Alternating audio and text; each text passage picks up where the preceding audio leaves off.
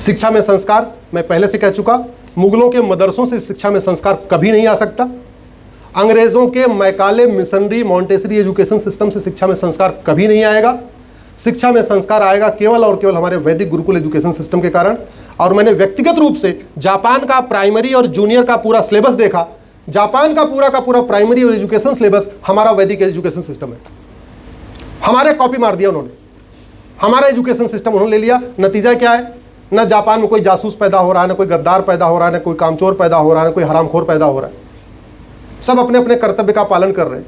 सब नर करें परस्पर प्रीति, चले स्वधर्म निरस्रुत नीति। ये कहा गया था भारत के लिए और हो रहा है जापान में।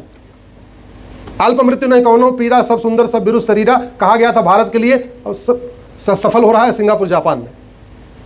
जो राम राज्य का वर्णन हमारे सुंदरकांड में है, वास्तव में राम राज्य उधर चल रहा है, इधर नहीं चल रहा है। क्यों? न शिक्षा में संस्कार है, न कानून का खौफ है। अब कानून का खौफ कैसे पैदा होगा इसको समझिए। 2020 में जब से देश आजाद हुआ राकेश जी, सबसे कम अपराध 2020 में हुआ है। पिछले 75 वर्षों में सबसे कम भ्रष्टाचार 2020 में हुआ है, सबसे कम अपराध 2020 में हुआ है, सबसे कम चोरी लूट झपटमारी 2020 में हुई है, सबसे कम छेड़खानी और बलात्कार 2020 में हुआ है। क्यों हुआ? क्या था 2020 में? क्या था 2020 में?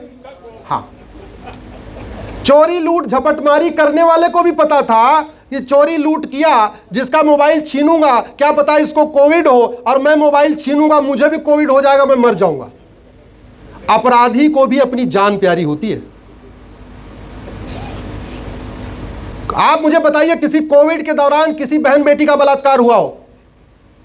क्योंकि जिसकी नीयत खराब है उसको भी मन में खौफ था, किसी बेटी को हाथ लगाया क्या पता इसको कोविड होगा, मुझे भी कोविड आ जाएगा, मैं मर जाऊंगा। कोविड के दौरान कोई एक अपराध बताइए।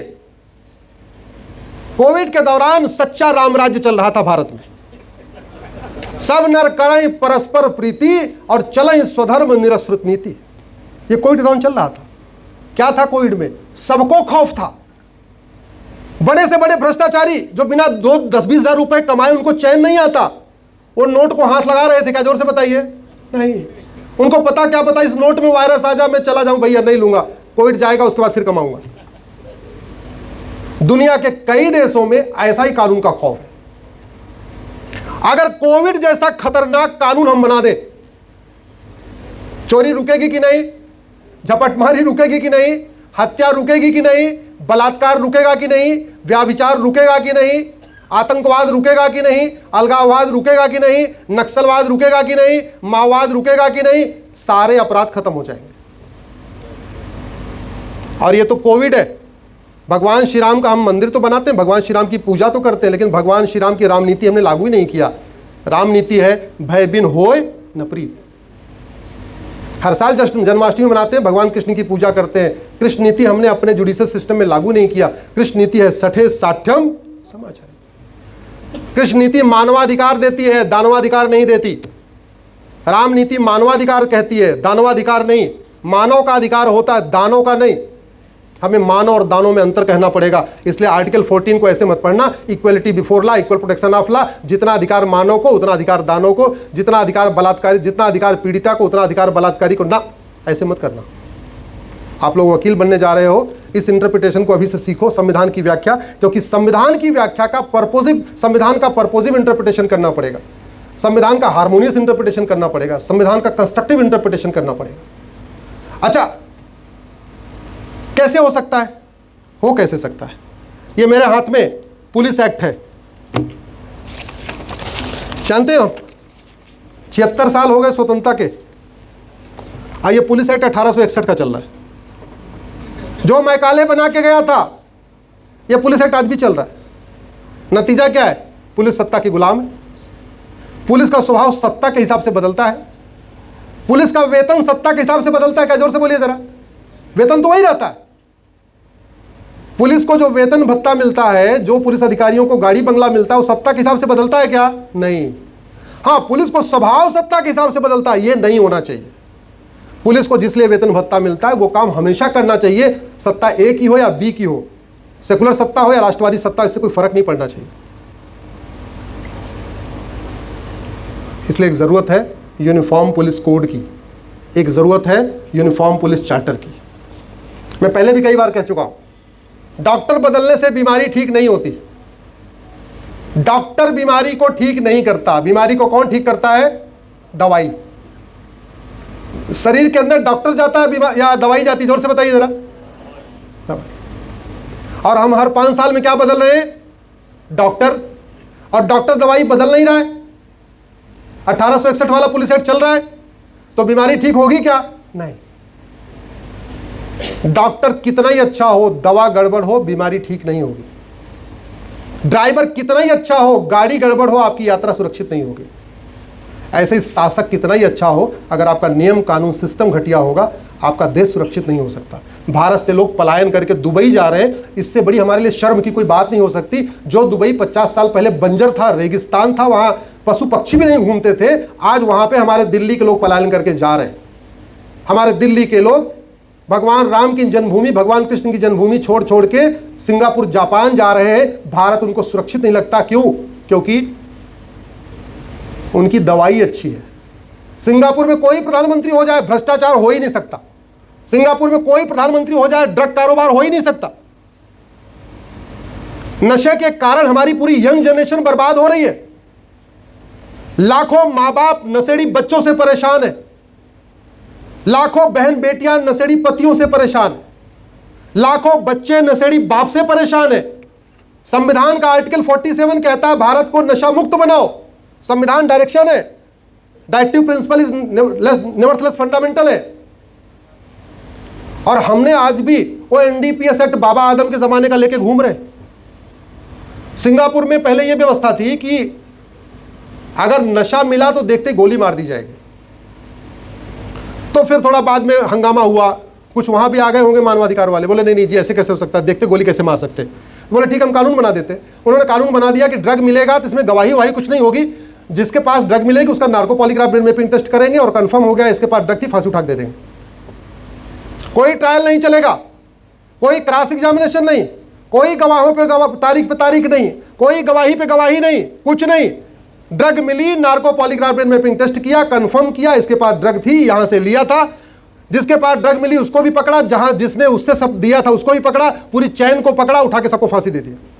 मैं गूगल कर लेना, सिंगापुर में एक व्यक्ति के पास 900 ग्राम गांजा मिला था। इतना सा गांजा होता है 900 ग्राम, उठा के फांसी दे दिया। क्या मजाल सिंगापुर में कोई गांजा लेके जाएगा? आपके सतना में भी गांजा बिक रहा होगा, खेत खड़े हैं। हाँ, और सिंगापुर में हम क्या मजाल कि कोई गांजा लेके, चरस लेके, एमडी लेके, सुल्फा लेके, कुछ लेके चला जाए। यह है क्या मजाल कि जापान में कोई जासूसी कर दे, गद्दारी कर दे, 6 महीने के अंदर फांसी देंगे। ये तारीख पे तारीख और ट्रायल और गवाहों के बयान और जीरा और क्रॉस एग्जामिनेशन कुछ नहीं चलेगा। सीधे narco polygraph brain mapping test करेंगे, सीधे फांसी उठा के दे देंगे। यह होता है भयबिन होए न प्रीत, यह होता है सठे साठ्यम समाचरित। तो सबसे बढ़िया तरीका यही है, भारत में जस्टिस विद इन ईयर लागू किया जाए। एक मैंने मुहिम शुरू किया है, मैं चाहता हूं कि आप लोग भी उसका सहयोग करें, आप लोग उसके बारे में लिखना शुरू करें। यदि मैं प्रधानमंत्री होता तो भारत में जस्टिस विद इन ईयर लागू करता। लिखना शुरू करिए। और जस्टिस विद इन ईयर संभव है, केवल झूठ को गंभीर अपराध घोषित कर दे, झूठे डॉक्यूमेंट बनाने को गंभीर अपराध घोषित कर दे, झूठा आधार, झूठा राशन कार्ड, झूठा ड्राइविंग लाइसेंस, झूठा बर्थ सर्टिफिकेट, झूठा वोटर आईडी, जो झूठी वसीयत, झूठी विरासत, इसको बनाना और बनवाना गंभीर अपराध घोषित कर दे। झूठ पकड़ने के लिए नार्को पॉलीग्राफ ब्रेन मैपिंग कानून बना दे। और जहां जहां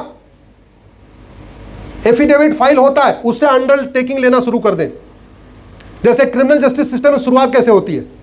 शिकायत से। थाने पे जाके आदमी शिकायत करता है, जैसे वो शिकायत करे उससे नीचे लिखवा के ले लिया जाए, ये जो मैंने शिकायत किया है एकदम सत्य है, और मुझे पता है भारत में झूठी शिकायत करने पे 10 से 20 साल की सजा होती है, और जरूरत पड़ने पे मैं इसके लिए अपना narco polygraph brain mapping test कराऊंगा। कोई झूठी शिकायत करेगा क्या? जोर से बताइए जरा। आधे मुकदमे खत्म, आधे फर्जी SC ST के केस, फर्जी दहेज के केस, फर्जी छेड़छाड़ के केस, जो दुनिया भर के फर्जी केस चलने खत्म। उसका अगला स्टेज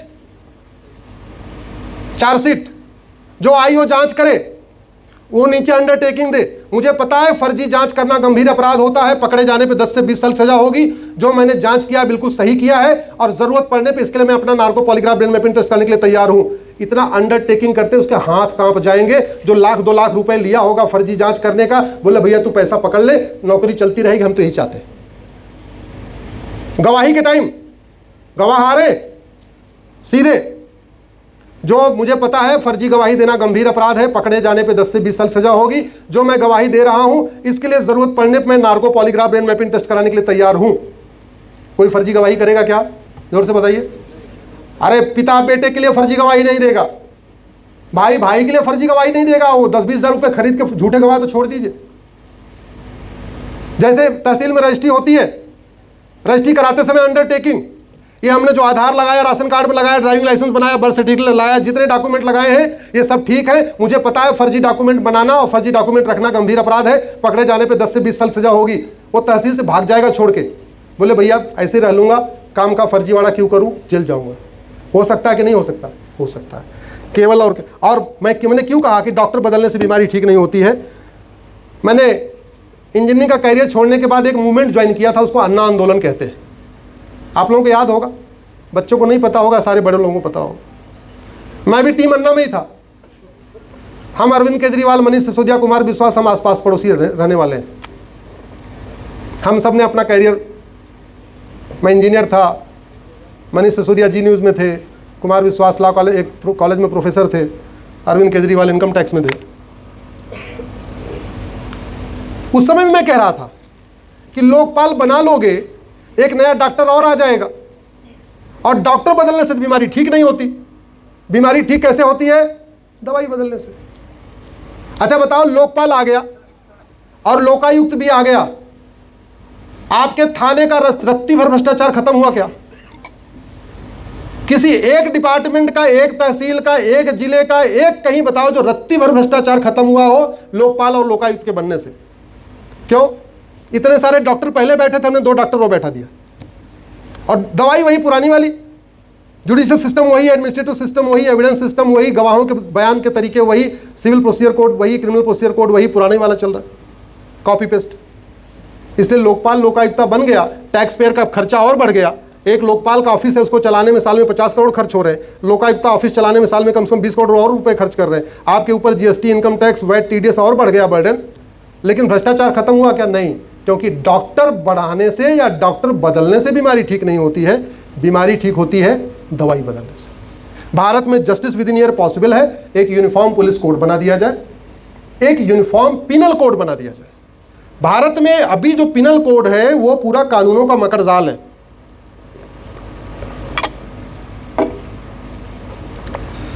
जैसे हमारे यहाँ पहले आईपीसी चलती थी, बीएनएस आ गई, ऐसे अमेरिका में एक फेडरल पिनल कोड चलता है। आप लोग गूगल करना फेडरल पिनल कोड, वहां एक ही कानून की किताब है क्रिमिनल लॉ में, और हमारे यहाँ 50 कानून चल रहे हैं अलग अलग। एक तो बीएनएस चल रही है, इसके बाद घूसखोरी का अलग कानून, कमीशन खोरी का अलग कानून, जमाखोरी का अलग कानून, मिलावटखोरी का अलग कानून, कालाबाजारी का अलग कानून, नशा तस्करी अलग कानून, मानव तस्करी का अलग कानून, आतंकवाद का अलग कानून। ऐसे जितने अपराध उतने कानून, मतलब कुल मिला के इतने कानून है। अमेरिका ने क्या किया है, जितने अपराध उतने चैप्टर बना दिए, किताब एक ही है। उन्होंने एक फेडरल पिनल कोड बनाया, उसमें 150 चैप्टर बने और 150 अपराध को 150 चैप्टर बना के छोड़ दिया। जज के लिए भी अच्छा, एक किताब खोलना है, इंडेक्स में जाना है और जितने अपराध है इंडेक्स देख देख के उसको कर देना। कांस्टेबल के लिए एफआईआर लिखना अच्छा, 50 किताब नहीं खोलना है, एक ही किताब खोलना है, इंडेक्स में जाना है। अच्छा चोरी किया, चैप्टर नंबर ये, धमकी दिया, चैप्टर नंबर ये, फला किया, चैप्टर नंबर ये किया, चैप्टर नंबर ये। और जो कांस्टेबल है उसको क्या होता है, कुछ दिन चूंकि एक ही किताब का इंडेक्स बार बार खोल रहा है, उसको सारे इंडेक्स सारे चैप्टर याद हो जाते हैं। जज के लिए भी आसान, एक ही किताब खोलना, वकील के लिए आसान, एक ही किताब को खोलना, सिपाही के लिए आसान, एक ही किताब खोलना, आईओ के लिए आसान, एक ही किताब खोलना।